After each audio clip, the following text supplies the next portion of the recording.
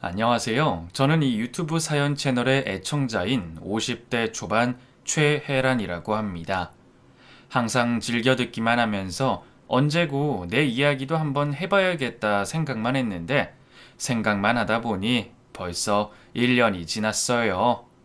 그래서 안 되겠다. 더 늦기 전에 한번 내 인생 스토리를 정리해 볼 겸 털어낼 건 털어낼 겸 글을 써봐야겠다는 결심에 이렇게 늦은 밤에 혼자 컴퓨터를 켜고 앉아서 글을 쓰고 있습니다.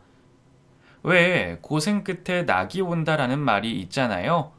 저는 30 후반까지는 그 말은 다 거짓부렁이라고 한숨만 푹푹 내쉬며 살던 사람이었습니다. 하지만 그 말이 맞다는 걸 뒤늦게 알게 되었어요. 고생 끝에 정말 낙이 오더라고요. 제 인생은 사실 처음부터 순탄치 않았습니다. 저는 어릴 때부터 보육원에서 자랐어요. 제가 기억하기로는 제 나이 6살쯤에 아버지 손을 잡고 함께 보육원에 갔던 겁니다. 어머니는 제 기억에 아예 없어요. 무표정한 얼굴로 제 손을 붙잡고 마지막으로 아버지가 했던 말을 지금도 잊을 수가 없네요. 혜란아, 너 이제 여기서 살아야 돼. 아빠는 너 못 키워. 네 엄마 죽고 내가 널 혼자서 어떻게 키우냐. 이런 말 해봐야 네가 알아듣겠냐마는 아무튼 미안하다. 잘 살아라. 아버지의 바람과는 달리 저는 그 말뜻을 다 이해했어요. 어머니가 돌아가신 후 아버지가 저를 키우기 싫어서 버린다는 뜻이었습니다.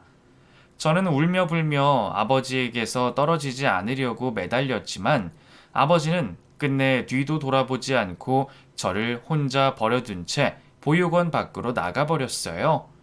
그때 어찌나 서럽게 울었는지 모릅니다. 그 후로 몇 년간의 기억은 저에게 없어요. 몇 번 입양을 갈 뻔했지만 더 어린 아이들이 먼저 입양을 갔습니다. 외국인들에게 입양이 될 뻔했을 때 저는 미친 듯이 울었던 기억이 나네요. 그냥 낯선 사람이 무서웠습니다. 그렇게 중학교, 고등학교를 이곳저곳 보육원을 떠돌며 보낸 후에 저는 몇 푼 되지 않는 돈을 가지고 돈을 받고 보육원에 나와야 했습니다. 처음에는 정말 막막하더라고요. 제 신세가 너무 처량했습니다. 이 땅에 제 편은 하나도 없는 것만 같았어요. 망망대해에 홀로 떠다니는 돛담배가 된 심경을 이해하실지 모르겠네요. 사실 그때 죽고 싶었습니다. 하지만 이왕 이렇게 산 거 끝까지 악착같이 살아보자는 결심을 하고 일단 숙박을 해결할 수 있는 일자리를 알아보러 다녔어요. 기숙사가 있는 공장이 있더라고요.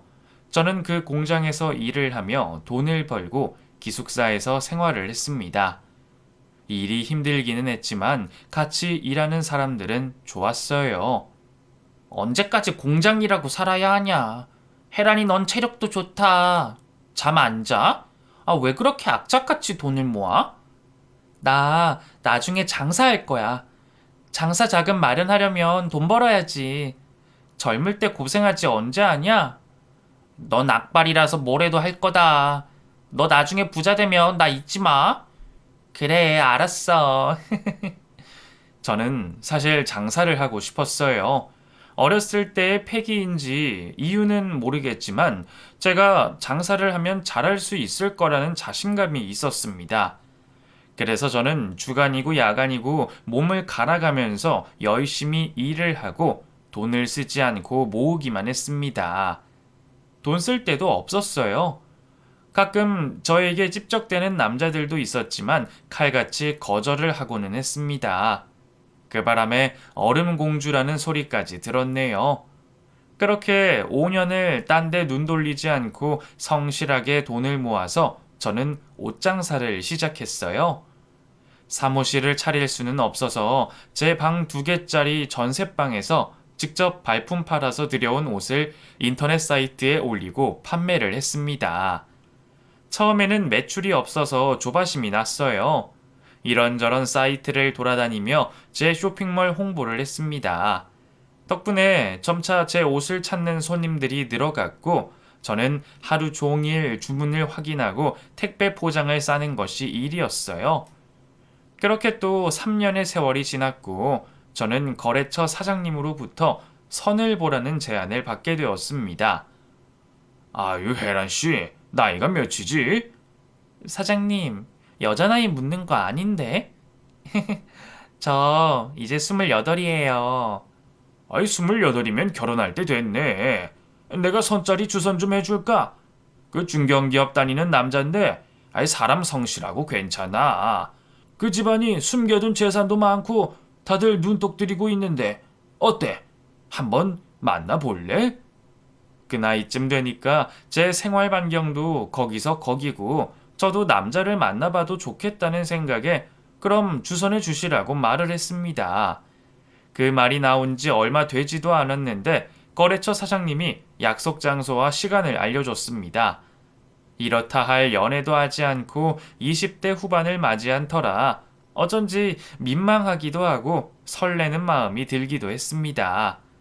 그리고 간 선자리에서 제 인생을 한때 완전히 구겨진 휴지 조각으로 만들어버린 그 자식을 만나게 되었네요.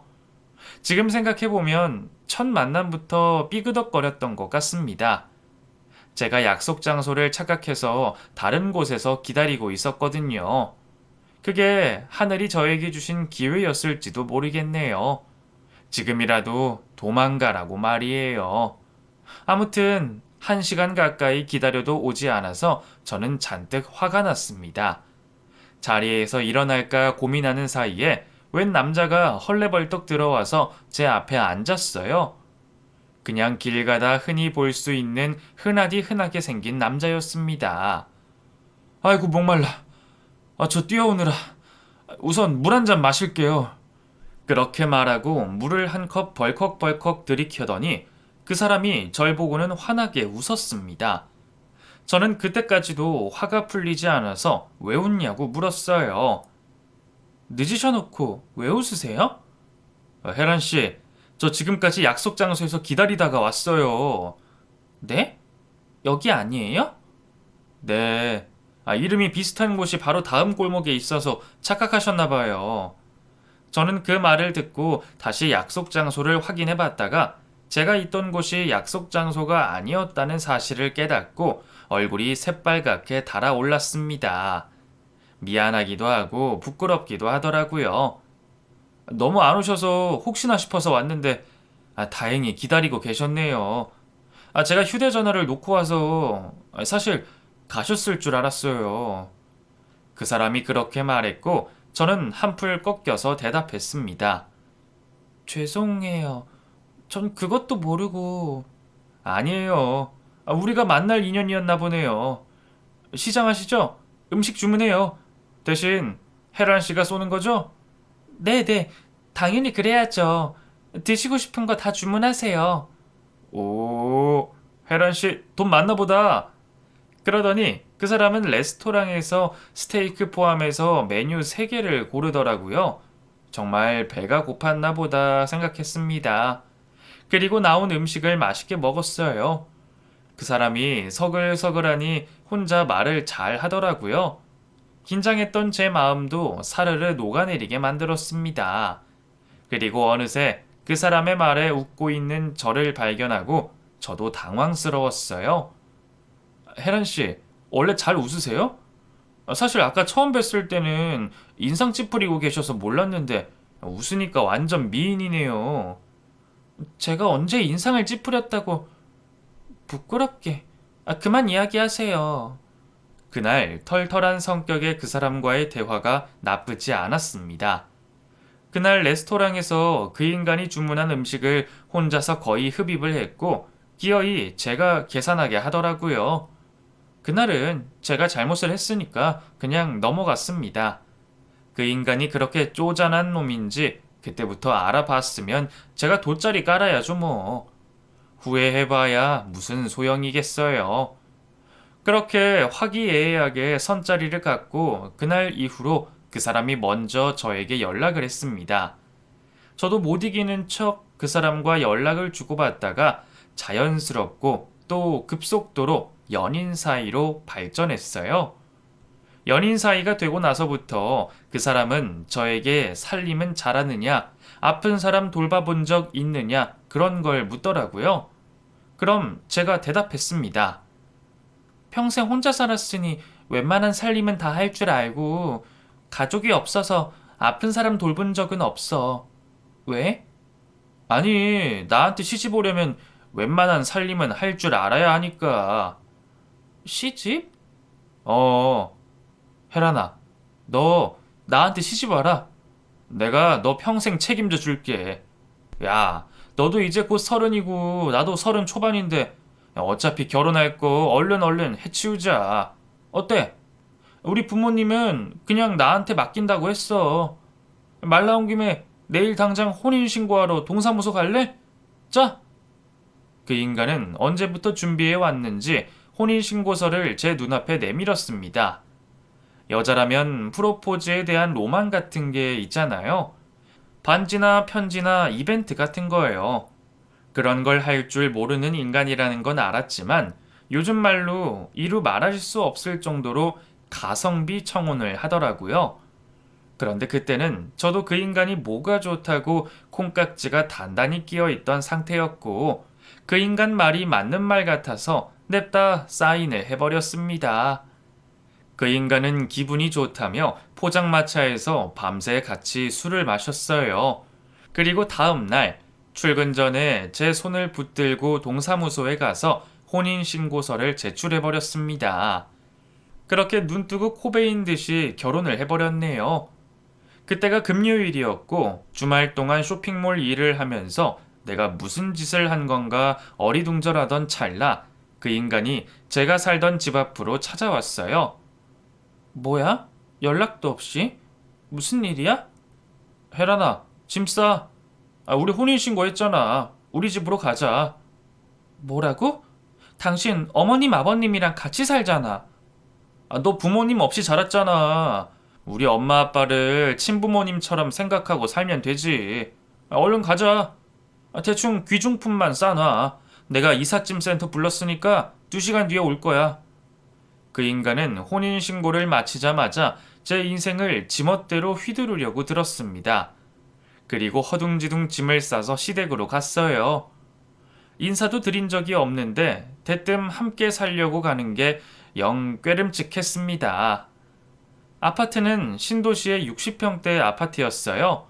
벨을 누르자 웬 할아버지가 잔뜩 화가 난 표정으로 문을 열자마자 지팡이로 저를 내리쳤어요. 이년, 니년이 여기가 어디라고 와? 내 이년, 나가! 이 독한 년! 그러자 부엌에 있던 시어머니가 달려오는 소리가 들렸습니다. 저는 꼼짝없이 맞고만 있었고 남편은 제 짐을 끌고 오느라 정신이 없었어요. 아이고 여보, 내가 아까 말했잖아. 희석이랑 결혼한 애라고. 당신 며느리. 그 말에도 잠시 어리둥절한 표정으로 갸웃대며 저를 바라보다가 이내 인상을 찌푸리며 다시 지팡이로 저를 내리치려고 했습니다. 그걸 시어머니가 막아주셨어요. 그리고 저에게 말씀하셨습니다. 아이고, 이 양반이 자기 돈 떼먹고 도망간 누이랑 착각을 하는가 보네. 며느라가 내가 맡고 있을 테니까 얼른 뛰어 들어가서 저 복도 끝 왼쪽 방에 들어가서 문 잠거라. 네? 네. 저는 시어머니의 말씀대로 저에게 노발대발하며 성질을 부리는 시아버지를 지나서 시어머니가 말씀하신 방으로 들어가서 문을 걸어 잠궜습니다. 대체 이게 무슨 상황인 건지 가늠조차 할 수 없었어요. 바깥에서는 시끄러운 소리가 나고 정말 야단법석이 따로 없었습니다. 아무래도 시아버지가 정신이 이상한 것 같다는 생각이 들었어요. 그러고 기운이 빠져서 멍하니 있는데 밖이 조용해지고 시어머니께서 살그머니 문을 열고 들어오셨습니다. 네가 혜란이 맞지? 이야기 많이 들었어. 내가 시엠이 되니까 반말해도 되겠지? 네? 네, 그럼요. 근데 아버님이시죠? 괜찮으신 거예요? 그게 시어머니는 대답을 하다 말고 눈물을 흘렸습니다. 저는 당황해서 어쩔 줄을 모르겠더라고요. 하염없이 눈물을 쏟아내던 시어머니가 겨우 눈물을 멈추고 저에게 말씀을 하셨어요. 희석이가 말했다고 하던데 직접 보니까 또 다르지? 희석이 아빠 지금 치매 5년 차야. 처음에는 저 정도는 아니었는데 요즘은 사람이 괴팍해져서 내가 혼자서 얼마나 고생을 했는지. 치매 시아버지 있는 거 알면서도 시댁살이 해준다고 해서 내가 얼마나 고마운지 몰라. 며느라, 고마워. 시어머니는 제가 이미 시댁의 사정을 다 알고 있다는 듯이 말씀을 했습니다. 저는 그 인간의 아버지가 치매 5년 차라는 사실을 그날 처음 듣는 것이었어요.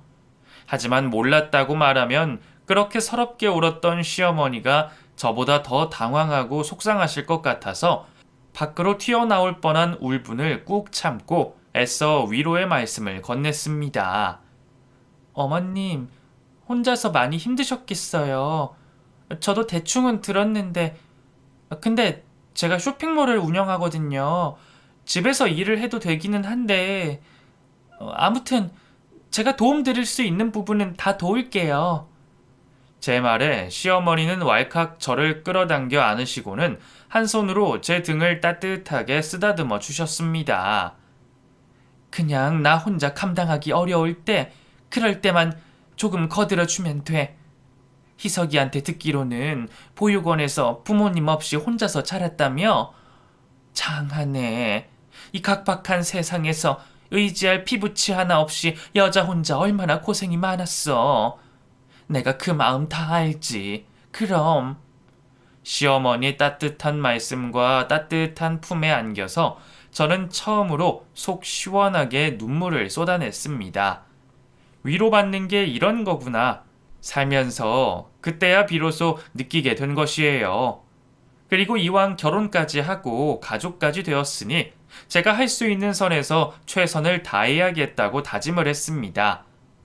남편이 집에 자주 들어오지 않는다는 건 차차 알게 되었어요. 어머니, 희석 씨가 전화를 안 받네요? 이런 적이 없는데. 그놈 그거 결혼하고 나면 집에 자주 들어올라나 싶었는데 딱 2주 가는구나. 그놈 그거 지 아빠 치매 걸리고 나서 집에 잘 안 들어와. 어디서 그렇게 자고 오는지. 네? 몰랐구나. 아이고, 너 배고프지? 저녁 먹자. 네 시애비는 지금 자니까 이따가 먹이면 돼. 아니에요, 어머님. 제가 차릴게요. 됐어. 내가 후딱 차려줄게. 기어코 혼자 하시겠다는 시어머니 옆에 붙어서 저는 부엌 살림을 파악했습니다. 저는 당시에 치매 관련 서적들을 사들여서 읽고 인터넷 카페 등에 가입해서 정보들을 얻었습니다. 지금은 치매가 걸려도 병의 진행 속도를 늦춰주는 약이 개발되었다고 알고 있는데 당시에는 그런 약도 없었고 속수무책으로 병이 진행되는 대로 옆에서 간병인이 참고 또 참아야 할 뿐이었어요. 시아버지는 대부분의 시간이 폭력성이 높고 불안해하고 사람을 믿지 못했습니다. 그런데 가끔씩은 정말 제정신으로 돌아와서 저에게 미안하다고 말씀하실 때도 있었어요. 네가 우리 외아들 희석이랑 결혼한 아이지? 이름이 뭐더라? 네, 아버님. 저 혜란이에요. 최혜란. 그래, 혜란이.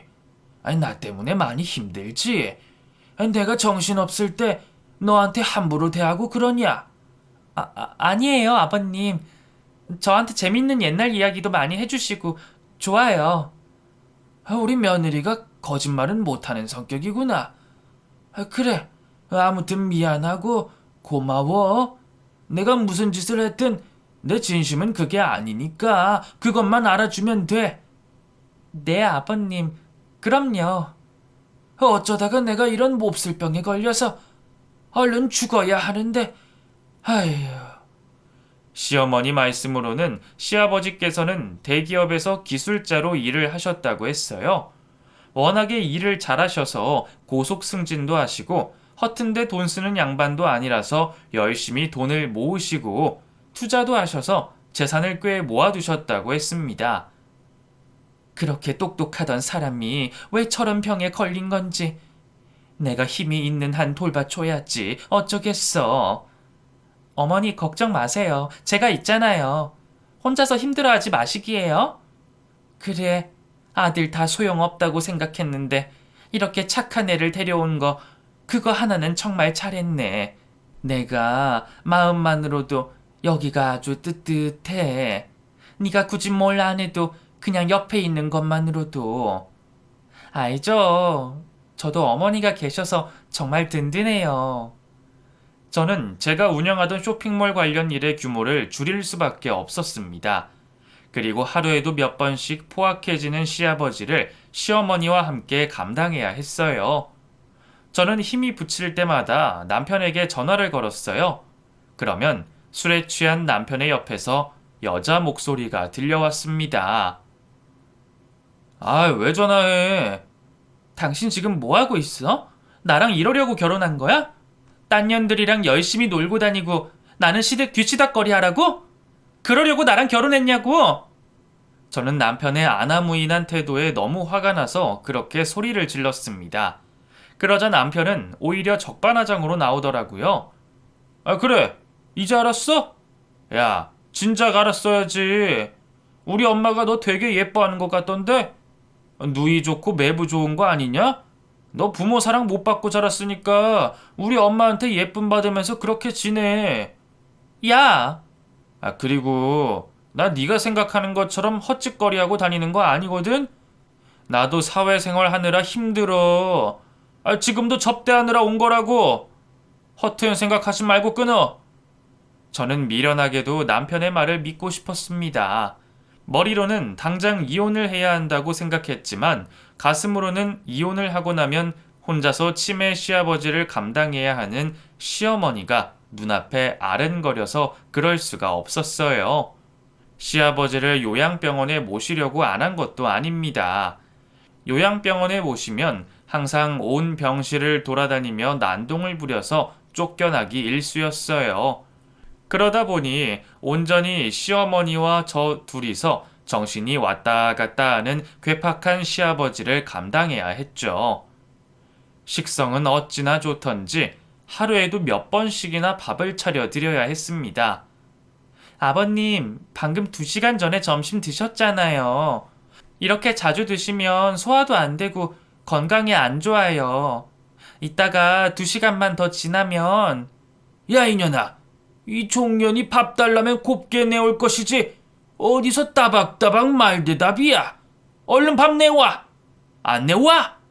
시아버지는 그렇게 고래고래 소리를 지르며 지팡이를 휘둘렀습니다. 한번 그렇게 폭발하면 그 누구도 말릴 수가 없었어요. 하는 수 없이 시어머니와 저는 시아버지에게 굴복하고 다시 밥을 차려드려야 했습니다. 그렇게 정신없는 하루하루가 흘러 어느덧 제가 시댁에서 지낸 지도 2년이 흘렀을 때였습니다.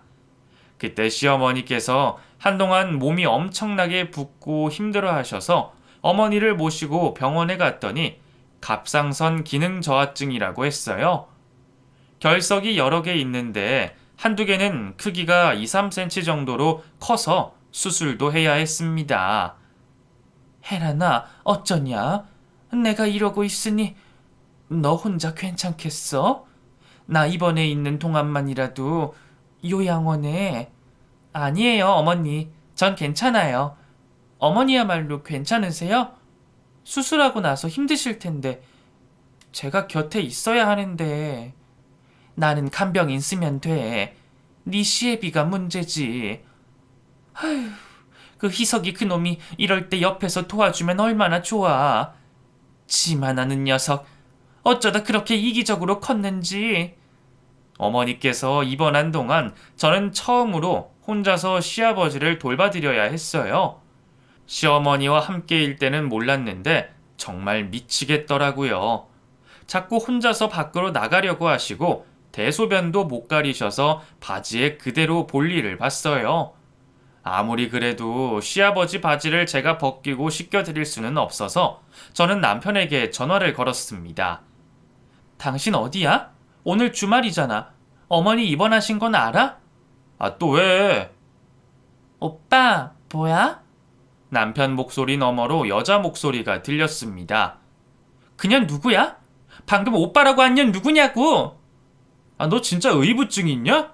아, 누가 오빠라고 했다고 그래? 헛소리 할 거면 전화 끊어. 아니, 끊지 말아봐. 그게 지금 아버님이 바지에 소변을 보셨어. 그 어머님은 갑상선 수술하러 가셔서 내일이나 퇴원하실 텐데 당신이 잠깐 와서 아버님 좀 씻겨드릴 수 없어? 야! 왜?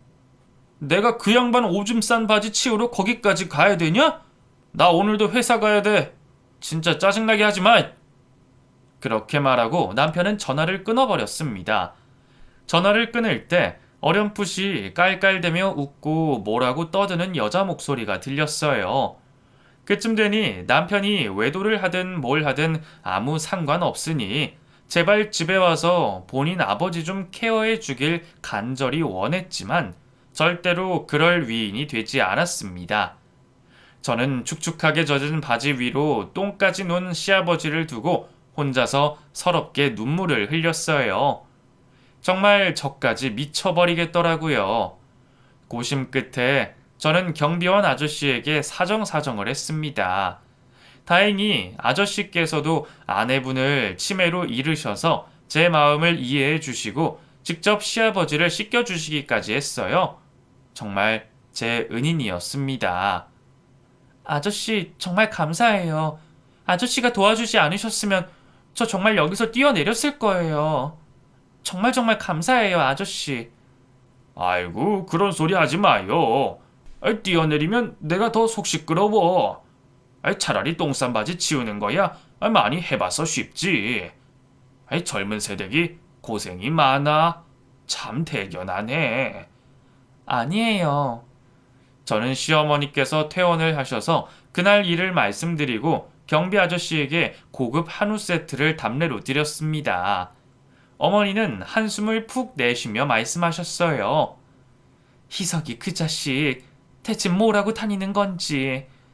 어머니, 이런 말씀 드리기 그렇지만 전 그 사람에 대한 희망을 놔버렸어요.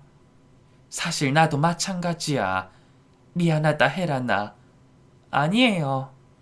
그렇게 시아버지의 상태는 날을 거듭할수록 눈에 띄게 나빠지기 시작했고 결국은 거동도 하지 못하고 말도 못하는 상태가 되고 나서야 요양병원에 입원을 하게 되셨습니다. 시아버지가 요양병원에 입원한 소식을 들은 후부터 남편은 하루가 멀다 하고 요양병원에 와서 인사를 했어요. 엄마, 아빠는 좀 어때? 남편의 말에 시어머니께서 힘없이 대답하셨습니다. 산송장이나 다름없다. 왜? 네 아빠 언제 죽나 보러 왔니?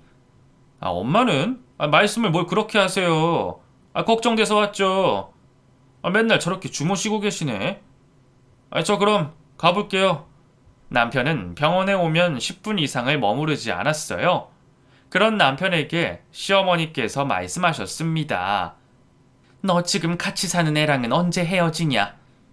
예상치 못한 말이었는지 남편 얼굴이 빨갛게 달아오르더니 말도 버벅대며 제대로 대답을 하지 못했습니다. 예상은 했지만 남편이 외도를 하고 있다는 걸 확신할 수 있던 순간이었어요.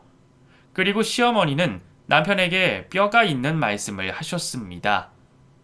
너 지금 걔 정리 안 하면 아무튼 네 예상대로 되지 않을 거라는 것만 알아둬. 엄마, 무슨 말씀이에요? 참. 엄마도 얘랑 살더니 이상해진 거 알아요? 어떻게 아들을 그런 놈으로 봐. 에이, 저 갈게요. 그런 일이 있고 몇 달 후에 시아버지는 결국 잠을 자듯이 새벽에 숨을 거두시고 말았습니다. 시아버님을 모시는 6년 동안 정말 말도 못하게 힘들기는 했지만 미운정 고운정 다 들어서 저는 정말 가슴이 찢어지듯이 아팠어요. 시어머니와 함께 부둥켜 안고 펑펑 울었습니다. 그런데 말이에요. 믿기 어려우시겠지만 상주 역할을 해야 하는 전 남편은 해외로 출장을 갔다며 본인 없이 장례식을 치르라고 했습니다.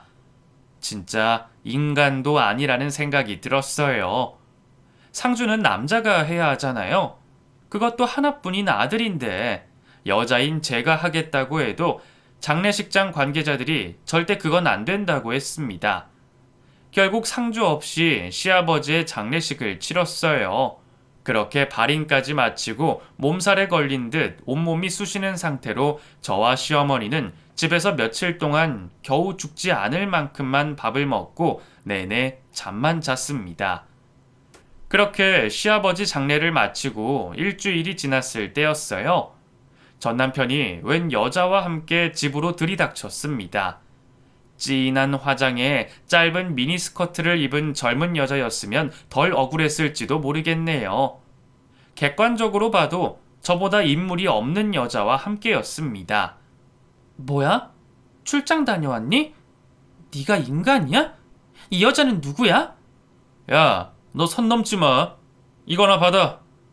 이게 뭔데? 이혼 서류. 나 아버지 재산 다 물려받았거든? 이제 너랑은 볼 일 없어. 아버지가 나한테 장가가면 재산 상속 유언해 주겠다고. 뭐 그러지 않으면 다 사회에 환원할 거라고 그러셨거든. 그래서 너랑 결혼한 거잖냐. 너 이제 쓸모 없으니까 이혼 서류에 도장 찍고 나가면 돼.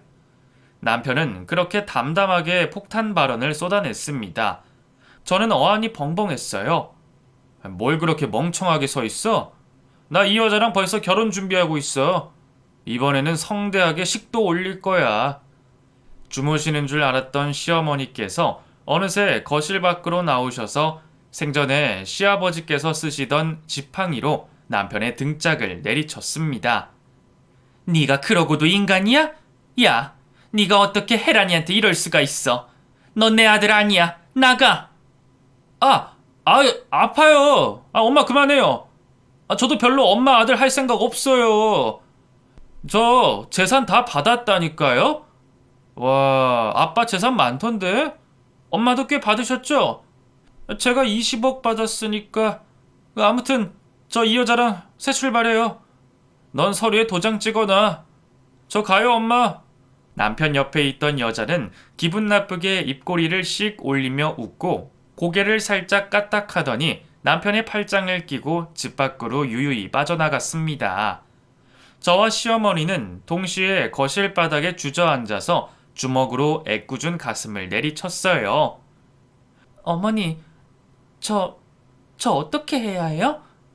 아니다, 아닐 거다. 그렇게 생각하고 살았는데 저 인간 그동안 내내 바람 피우고 살았나 봐요. 하긴 제가 미련했네요. 집에 들어오지도 않는 인간이 밖에서 딴짓을 안 하고 다니면 그게 이상한 거지. 아이고, 하다 저렇게 지독한 놈일 줄은 몰랐다. 어떻게 처년을 여기까지 데리고 와? 저는 온몸의 기운이 다 빠져나간 듯 했습니다. 더 이상 아무 말도 할 수가 없었어요. 그래, 이혼해주자. 저런 껍데기 붙들고 살아야 뭐하나. 그런 생각을 하려던 찰나에 시어머니께서 단호한 목소리로 먼저 말을 꺼내셨습니다. 이렇게까지 하게 될 줄 몰랐는데 며느라, 마지막으로 할 말이 있다. 여기 잠깐 기다려봐. 그리고 시어머니는 안방으로 가셨다가 손에 서류 뭉치를 들고 거실로 나오셨어요. 어머니, 다른 게 아니라 이혼 서류에 순순히 도장 찍어주지 말라고. 내 아들이지만 하도 괘씸해서 내가 희석이 그놈 너랑 결혼한 이후에 이 여자 저 여자랑 동거하고 연애한 증거 싹 다 모아놨어. 한번 봐라. 저는 아무 말 없이 시어머니가 내민 서류 뭉치에서 남편의 외도 증거가 될 수많은 사진과 녹음 파일이 담긴 USB를 꺼냈습니다. 맥이 탁 풀리더라고요. 시어머니는 그런 제 손을 붙잡고 말씀하셨어요. 이거 증거로 제출해. 이혼 소송해라. 상간녀 소송도 하고 내가 다 알아봤어. 재산 분할 소송도 하면 희석이 그 괘씸한 놈한테서 그간 고생한 보상금 뜯어낼 수 있을 거야. 어머님, 그래도 내 걱정은 하지 마. 꼭 해라. 너도 마음 단단히 먹어. 난 이미 남보다도 못한 아들놈 죽었다고 생각한 지 오래야. 시어머니의 마음이 다는 아니어도 조금은 이해할 수 있었어요. 아들이라고 하나 있는 게 힘들 때는 도망치기 바빴고 결정적인 순간에는 항상 제목 챙기기에만 혈안이 되어 있었으니 얼마나 끔찍하셨겠어요. 저는 시어머니 눈치 볼 필요가 하나도 없었습니다. 미련했던 제 손에 시어머니께서 직접 아들 외도 증거를 차곡차곡 모아서 저에게 주셨으니 저도 질 수 없었어요. 그 다음 날 저는 바로 유명한 로펌을 찾아가서 이혼 소송을 하기로 했습니다. 증거를 줬더니 변호사도 놀라면서 이만하면 충분하다고 하더라고요. 소송을 의뢰하고 나오는데 어쩜 그런 우연의 일치가 있는지 전 남편이 한 웨딩드레스 샵에 상간녀와 함께 어깨동무를 하고 걸어 들어가다가 저와 눈이 마주쳤어요. 야, 네가 여기 왜 있냐? 서류에 도장은 찍었지? 내일 저녁에 찾으러 갈게. 그 말에 제가 말했습니다. 도장? 내가 순순히 이혼해 줄 것 같아? 야, 웃기지 마. 지금 변호사 만나고 왔으니까 너희 두 년놈 소송 준비나 해. 제가 소송을 걸 거라고는 상상도 못했는지 둘 다 벙찐 표정으로 저를 보더라고요. 그리고 웨딩드레스 샵에 들어가지도 나가지도 못한 채로 어정쩡하게 서 있었습니다. 저는 그런 두 년놈에게 침을 퇴 뱉어주고 택시를 잡아 탔습니다. 이제 시작이었는데 벌써부터 속이 후련했어요. 건너 들어보니 두 년놈은 회사 동료였더라고요. 오피스 와이프라는 말이 있잖아요. 회사에서도 유명했던 모양이었습니다. 저와 혼인신고를 한 이후에 제가 뼈 빠지게 치매 걸린 시아버지를 모시는 6년 동안 남편은 부지런히 여자를 만나고 다녔습니다. 총 5명의 여자가 있었어요. 저와 이혼을 하고 결혼을 준비하던 상간녀와는 4년을 만났는데 그 상간녀를 만나면서도 자잘하게 다른 여자들을 만나고 다녔던 증거를 저는 다 찾아냈습니다. 증인을 해주겠다는 사람들도 있었어요. 얼마나 망나니로 살았으면 그 인간 인생이 쫄딱 망하기를 바라는 사람이 그렇게 많았겠어요. 저에게는 빼도 박도 못하는 증거와 증인이 있었습니다. 그 중에 시어머니가 재판장에서 제 편에 서서 저와 시어머니가 남편 없이 얼마나 고생을 했는지 세세하게 다 말씀을 해주시는데 저는 든든하면서도 얼마나 마음이 아프실까 하는 생각에 법정에서 흐르는 눈물을 티나지 않게 훔쳐야 했습니다. 자기에게 영 불리하게 돌아간다고 생각한 전 남편은 저에게 합의를 하자고 제안했어요. 혜란아, 나도 내가 잘못한 거 알아. 내가 아버지한테 받은 재산 5분의 1 떼어줄게. 야, 그 정도면 충분하지 않냐? 용서해 주라. 그 말에 저는 코웃음을 쳤습니다. 그리고 말했어요. 내가 미쳤니? 이제 와서 그 돈 받고 합의해주게? 야, 정신 차려. 소송 끝까지 할 거야. 너가 나한테 내내 하던 말 있지? 그거 돌려줄게. 미친놈아, 허튼 소리 작작해. 저는 그렇게 말하고 자리를 떠났습니다. 저와 남편이 이혼 분쟁을 하는 동안 시어머니께서는 시아버지로부터 물려받은 돈으로 절친한 친구분이 계시는 지방으로 집을 지어서 이사를 하셨어요. 어머님은 가시기 전까지 제 걱정을 해주셨습니다. 나 가도 혼자서 할 수 있겠어? 어머니 덕분에 제가 여기까지 올 수 있었어요. 이제 어머니 하고 싶은 거 마음껏 하고 지내세요. 저 혼자 아니에요. 어머니도 있고 변호사들도 있고 전화 자주 드릴게요. 일 다 마무리되면 놀러 갈 테니까 그때까지 좋은 시간 보내고 계세요? 걱정하지 마시고요. 아셨죠? 그래. 내가 낳은 자식이지만 그놈 정말 몹쓸 놈이야. 그놈 만나서 여태까지 고생 많았다. 고마워. 꼭 놀러와. 어머님이 지방으로 내려가신 후 얼마 지나지 않아서 저는 남편과의 이혼 소송 및 상간녀 소송에서 이기고 위자료를 받게 되었습니다. 물론 남편이 시아버지로부터 받은 재산의 3분의 2를 제가 분할받을 수도 있게 되었어요. 재판 결과가 나오던 날 두 년놈들의 똥 씹은 표정을 잊을 수가 없네요. 저는 그 돈들을 받고 나서 항상 제가 하고 싶었던 장사를 시작했습니다. 목 좋은 번화가 한가운데 액세서리 가게를 차렸어요. 젊은이들 많이 지나다니는 곳이라서 장사는 하루가 다르게 잘 되었습니다. 그렇게 5년이 흐르고 저는 7층짜리 건물도 매입할 수 있었어요. 전 남편도 저와 소송을 하면서 상간녀와 함께 회사에서 잘렸다고 했습니다. 그리고 두 사람도 의기투합해서 사업을 했다고 하더라고요. 그리고 제가 승승장구할 동안 전 남편과 상간녀는 쫄딱 망하고 전 남편은 알거지가 되어서 상간녀에게 버림받았다고 했습니다. 그 소식을 어떻게 알았냐고요? 전 남편 그놈이 제 연락처를 어떻게 알았는지 전화를 걸어서 신세한탄을 했거든요. 그리고는 또 말도 안 되는 소리를 짓거렸습니다. 혜란아, 너도 이제 40인가? 시간도 많이 흘렀고 나 정말 반성했어. 나 진짜 예전에 김희석이 아니야. 나랑 다시 잘해보지 않을래? 야, 너 진짜 제대로 돌아버렸냐? 나 지금 결혼 준비 중이야. 너보다 100배, 1000배, 억배는 잘난 남자랑 결혼하려고. 이런 시덥지 않은 전화하면 너 경찰에 신고한다? 들어보니 너 완전 개털됐다며? 아마 힘들겠지만 어떻게든 네 한 몸 건사하고 살아. 아, 맞다.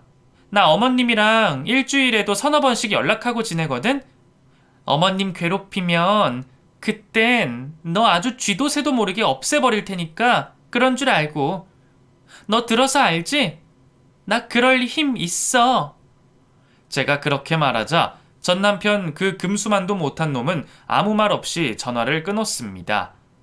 걱정이 돼서 전 시모에게 연락을 했는데 다행히 시모는 본인 아들을 절대로 봐줄 생각이 없다고 하시더라고요. 그리고 전 남편에게 제가 했던 말은 다 사실이었어요. 다시 결혼이라는 걸 할 수 있을 거라고는 상상도 못했는데 살다 보니 정말 제 인연이 있더라고요. 저와는 다른 종목의 사업을 하던 사람이었는데 오며 가며 만나다가 그 사람의 따뜻한 심성에 반해서 연애하고 성대하게 결혼식도 올렸습니다. 40이 돼서 결혼을 하는 거라 쑥스럽기는 했지만 그래도 이제서야 제대로 내 삶을 시작한다는 생각에 설레고 행복했어요. 결혼 후에 아이를 낳느냐 마느냐로 걱정이 많았습니다. 남편도 저와 동갑이고 제가 40에 결혼을 한 터라 많이 노산이었으니까요. 그런데 어찌된 일인지 결혼을 하고 3달 만에 기적처럼 저희에게 아이가 생겼습니다. 임신을 한 사실을 알게 된 그날이 제 인생에서 최고로 행복한 날이었어요. 친아버지에게 버림받고 전 남편에게도 인간 취급받지 못했던 제가 이제야 단란하고 행복한 가정을 이룰 수 있게 된 것이 기적같이 느껴졌습니다. 저는 임신을 하고 나서 제가 하던 사업을 정리하고 부동산만 굴리면서 편하게 태교하러 다니고 건강관리를 해서 저와 남편을 반반씩 닮은 예쁜 딸을 낳았어요. 딸이 내년에는 중학생이 됩니다. 제 딸이 벌써 중학생이 된다니 세월이 정말 손살 같게만 느껴지네요. 제 전 시어머니와는 지금도 간혹 연락을 하며 지내고 있어요. 놀러를 가기도 하고요. 제 딸은 전 시어머니를 외할머니라고 부릅니다. 엄마, 외할머니 본지 너무 오래됐다. 우리 이번 주 주말에 아빠랑 다 같이 외할머니 만나러 가면 안 돼? 되지, 왜 안 돼? 그래, 맛있는 거 사서 인사드리러 가자. 와, 신난다. 아빠한테 전화해야지. 이번 주말에 저는 온 가족이 함께 전 시어머니를 만나러 가기로 했습니다. 여러분, 정말 암담했던 제 인생에도 이렇게 꽃이 폈으니 저를 보고 기운 내셨으면 좋겠어요. 여기까지 제 이야기 끝까지 들어주셔서 감사합니다.